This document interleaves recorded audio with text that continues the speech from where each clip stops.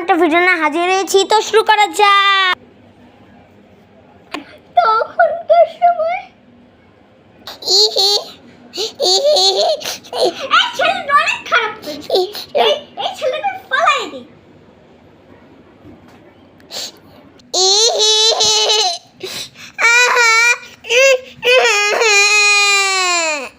পরেই থাক, ফল ছিলে কোথাকারে। 2 দিন পর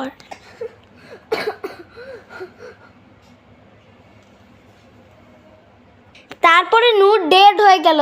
তারপরের ঘটনা, আর আস্তে আস্তে নূরের আত্মারা বের হয়ে গেল।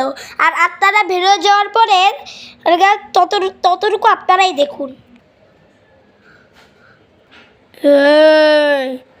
তুই তোর বাচ্চা কেন ফলাইছিলি? আমার পাথরে কান্না করতো, সেজন্য ফলাইছিল। যা, তুই জাহান্নামে চলে যা।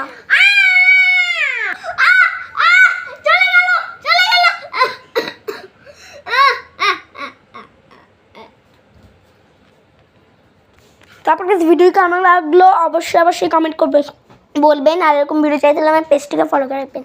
তো বাবা।